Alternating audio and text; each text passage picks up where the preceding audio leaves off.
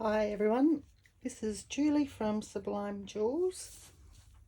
I got asked when I posted my last painting up, which was a swipe, if I had done a video of it, and I hadn't. So I thought, well, I might as well do my first video. So here goes, bear with me. I'm very new at this. So here we go.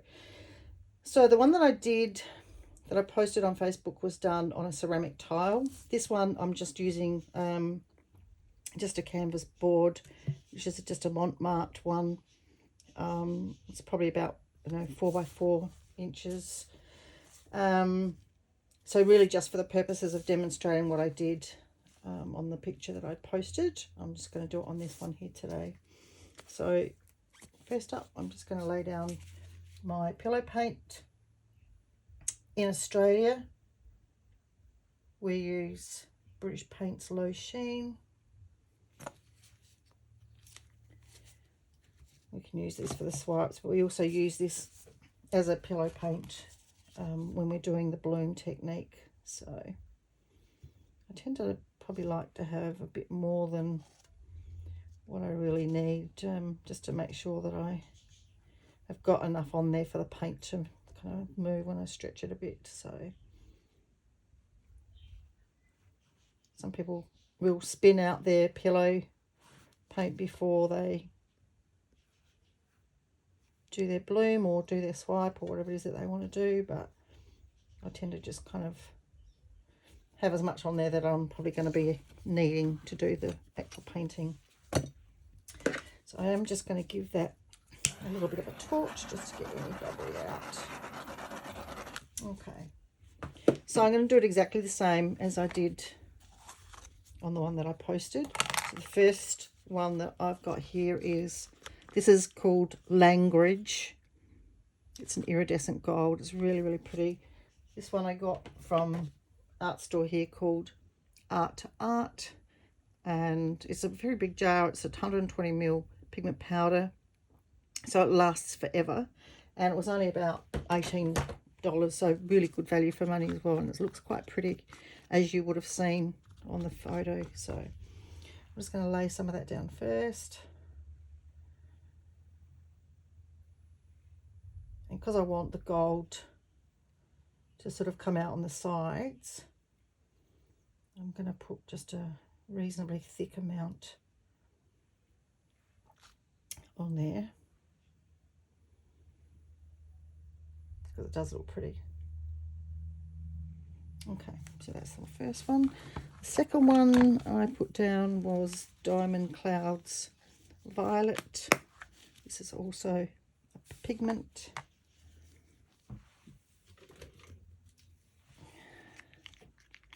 I've actually only just mixed this up because I'd run out after I did the painting yesterday, so it's probably going to have quite a few bubbles in it, but anyway, that's okay. We'll deal with that.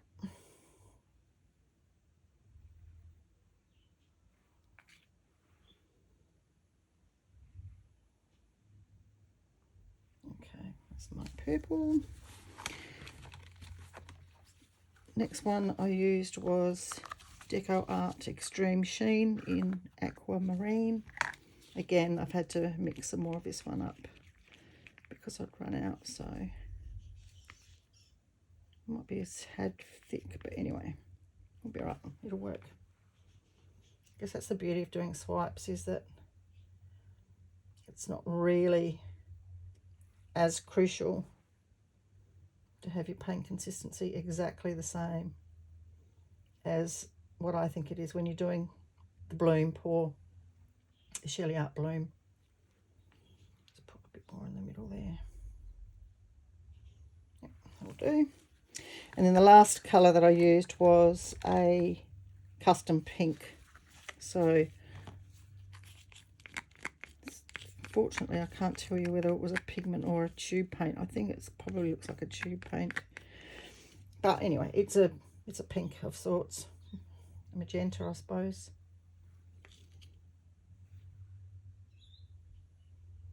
So I'll just put a little bit of that down there, maybe a little bit there. Okay, So I'm just going to give that again just a little torch, just to get out any little bubbles that are there.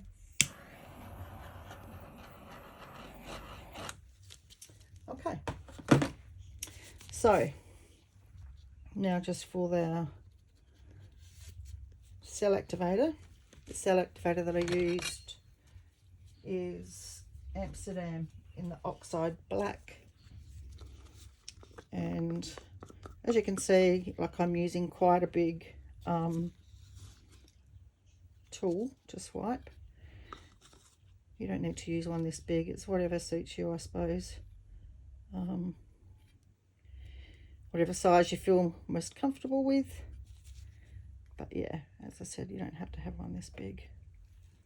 So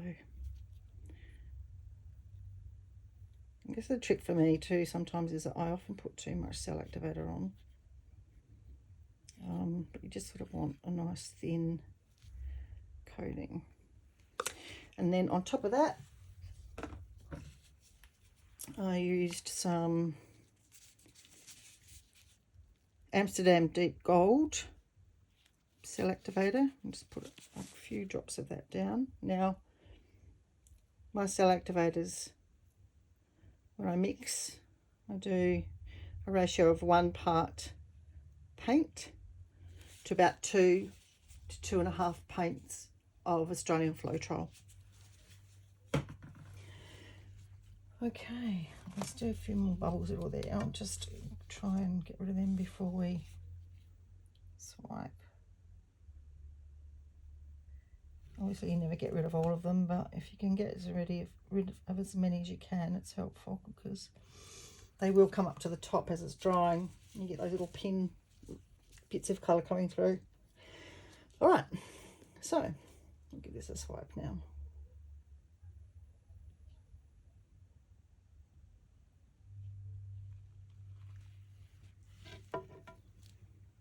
Okay, I'll just let that do its thing.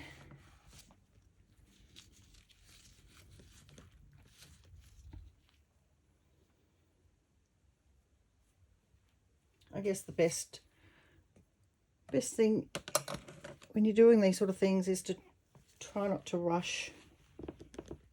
And just let your cells come up.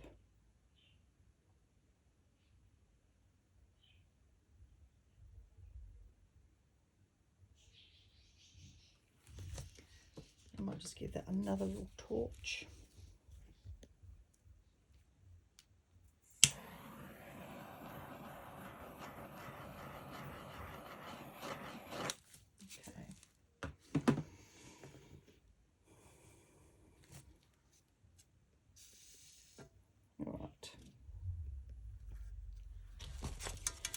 Going to scrape off just any excess paint that's come off the edges. You don't have to do this like now, but I don't know, I tend to sort of like to do it as I go along. So then we come in with our little tool. This is just a what they call a cocktail stick that I got from our local Coles. You get a pack for about few dollars. It's not expensive. Use that, or you can use a toothpick. I guess it really depends on, you know, how thick you want your swirls to be. And you know, there's no right or wrong way to do your swirls. It's just really whatever you know, however you sort of really like to do them. So I'm sort of like to go in and out like that. And then we'll do the same on the other side.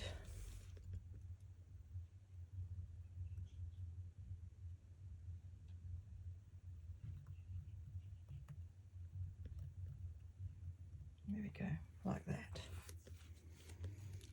Cool. Okay.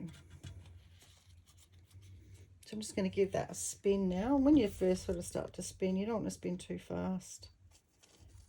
You just want to sort of start slowly. If you spin too fast to start with, then you end up with your cells getting distorted. So just give it a little bit of a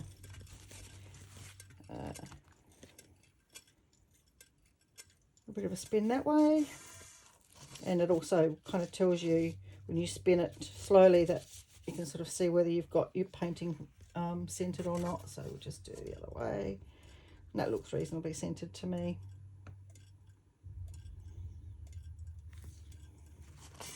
So the idea of spinning obviously is to sort of stretch out your painting, but also make sure that you haven't got too much pillow paint on there, because if you leave too much pillow paint, then you end up with your piece cracking as it starts to dry. So I'll give it a bit bigger spin this time.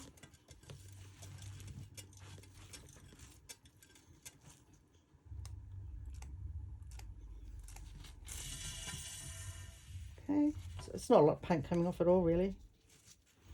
Go the other way.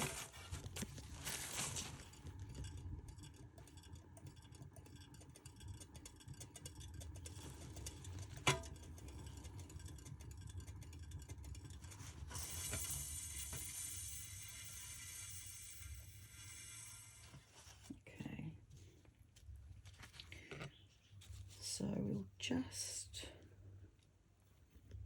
see if we've got paint moving at all here or not.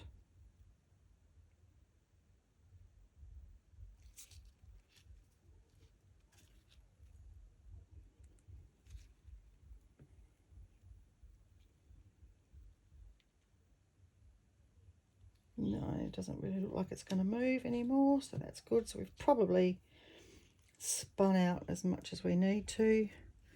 What I will do now is just make sure that I've got those edges and corners covered. So the difference between this one that I've done today and the one that I posted is that the one that I posted had probably more of the black out into the negative space, whereas I've actually got more just of the colours coming out there. So, you know, obviously you can't exactly replicate painting, because that's the beauty of it. Every one of them are unique and individual. So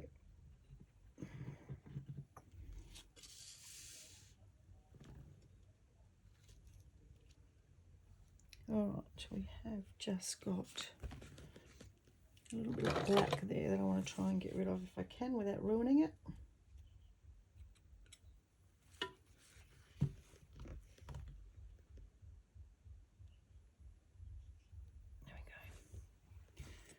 Okay, so I might just give it one more spin and then I will bring it up and show you.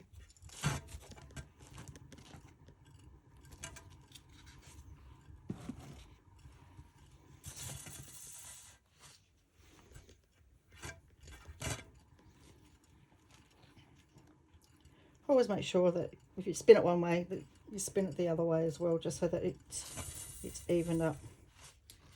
Yep, so I'm pretty happy with that. So now I'm just going to take the edges again, and I'll lift that up and have a look. I'm not sure if you can see there, but there's some really nice sort of shiny bits in there. It's a bit hard to see with the camera.